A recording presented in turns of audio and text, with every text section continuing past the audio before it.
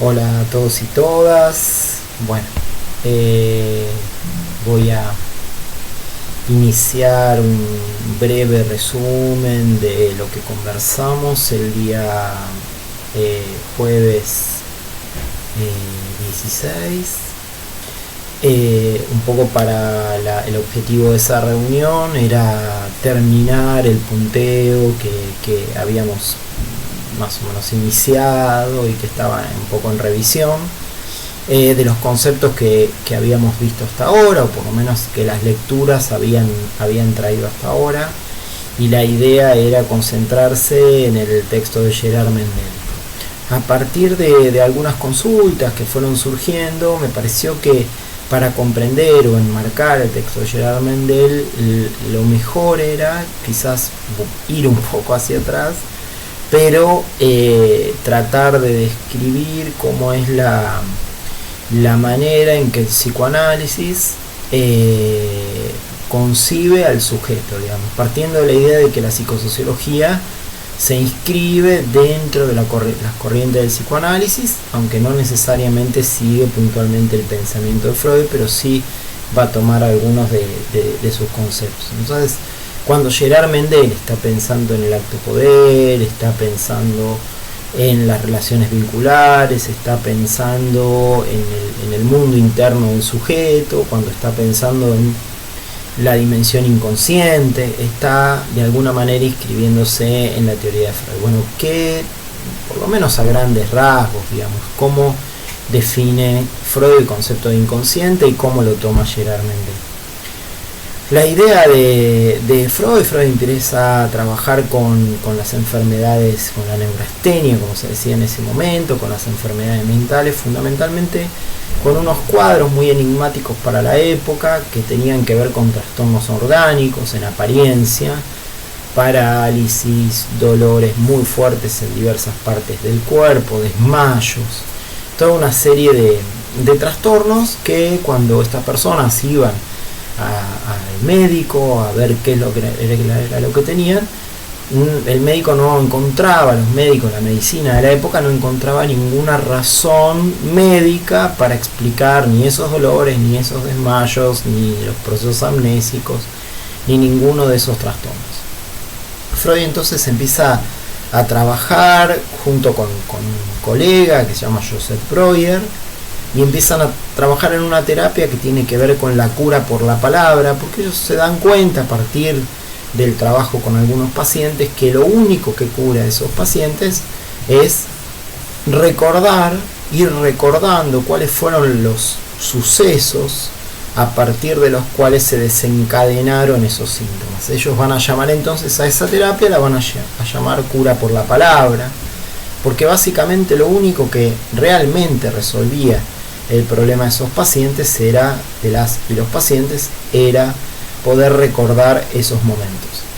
Entonces Freud, junto con Breuer, lo que de alguna manera van teorizando en ese primer momento inicial del psicoanálisis es por qué ocurre esto, por qué pasaba esto.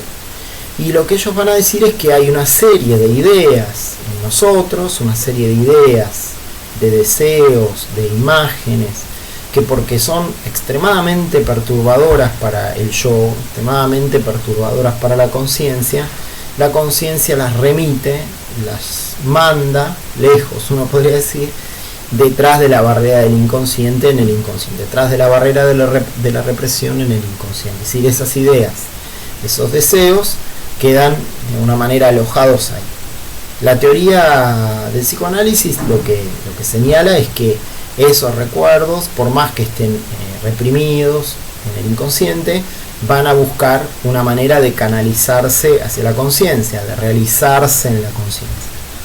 En general no hay esto no tiene nada de patológico, a veces hay toda una serie de cuestiones vinculadas a la psicopatología de la vida cotidiana, los sueños, los actos fallidos, los lapsus, que hablan de expresiones del inconsciente que de alguna manera se hacen conscientes en nuestra vida cotidiana. Hay veces que esos pensamientos son tan inscriptos, tan profundos, el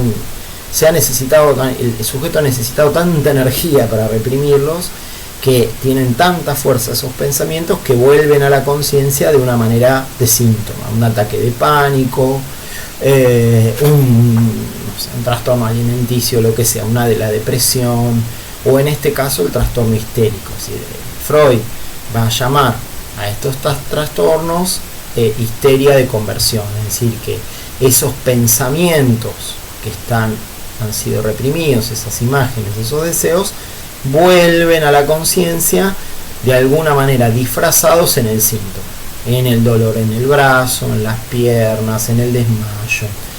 Va a ser una manera de, el síntoma va a hablar de aquello que está reprimido. Para Freud, la represión tiene que ver, y básicamente estos deseos inconscientes tienen que ver con la sexualidad. Sexualidad para Freud no es genitalidad solamente, sino que es búsqueda de placer, obtención de placer, ganancia de placer. Eso puede ocurrir con cualquier órgano del cuerpo para Freud, no necesariamente tiene que ocurrir con los genitales. Tiene que ver con la sexualidad infantil y tiene que ver con el complejo de Edipo, con de alguna manera los deseos incestuosos hacia alguno de los progenitores.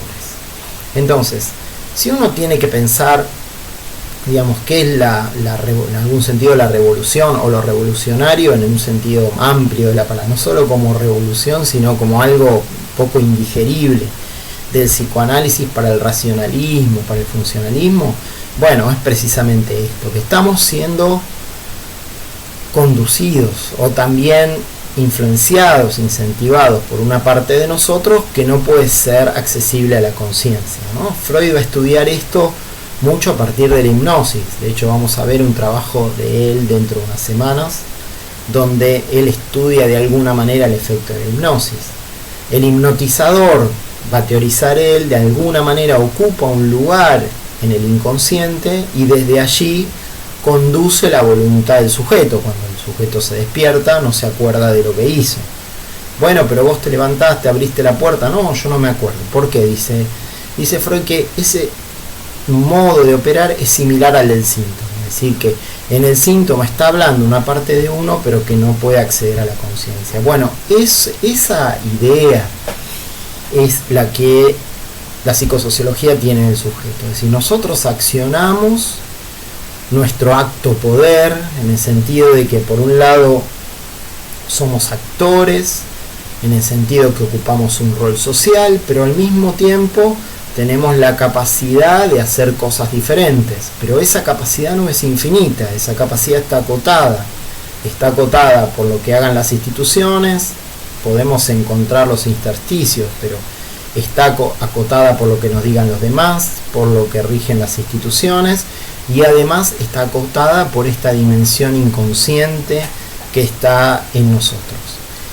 Estas figuras iniciales, primarias, parentales, madre, padre, lo que sea, según la configuración cultural de la época, para Gerard Mendel son figuras internas, están internalizadas. Cuando uno se relaciona con el mundo, de alguna forma se revive. Entonces, pelear, disputar un lugar, configurar un conflicto, es al mismo tiempo configurar un conflicto interno. Por eso es tan importante entender que el proceso instituyente, el proceso de cambio, la transformación que un sujeto puede iniciar en el mundo exterior, sería imposible sin una transformación en el mundo interior. Es decir, que hay algo de la relación simbólica que el sujeto tiene con esas figuras primarias, introyectadas, inconscientes, no serían preconscientes, pero inconscientes, que algo de eso tiene que ser elaborado, movilizado, para que el sujeto pueda ubicarse en otro lugar respecto del otro, respecto de la autoridad, respecto de la institución. Entonces, cuando nosotros hablamos de instituyente, no es solamente producir un cambio afuera, sino que ese grupo, esa institución, ese individuo también tiene que producirse, generarse, encontrar las herramientas para elaborar algo de sí y poder avanzar. Dábamos un par de ejemplos, pero me quedo con uno o con dos, son sencillos y me llevan un minuto más. Uno es una persona, un estudiante que no puede dar el examen, el último examen. Y uno diría, ¿cómo no puedes dar el último? El problema es dar el primero. Una vez que diste el primero, el segundo, el décimo, el número 20, el número 30 debería ser fácil, ya está, ya cursaste todo. ¿Por qué no das ese final? Bueno, por razones, no se puede presentar, se angustia, no se acuerda nada de esa persona. Bueno, entonces uno diría, son razones racionales en términos del funcionalismo en relación a medios fines, y no, esa persona debería poder darlo sin problemas. Ahora, dar ese final, aprobar ese final, significa cambiar de posición, dejar de ser estudiante, pasar a recibirse, ser licenciado, y probablemente cambiar una posición en la escena familiar. Seguramente eso tiene que ver con miedos y angustias de esa persona, pero es un ejemplo para significar, para mostrar que esa transformación, ese cambio, esa modificación en el mundo también tiene vinculaciones con la configuración interna. Eso pasa con los grupos, eso pasa con las instituciones y con los individuos. No exactamente de la misma manera. Vamos a ir viendo conceptos que nos van a permitir entender esto.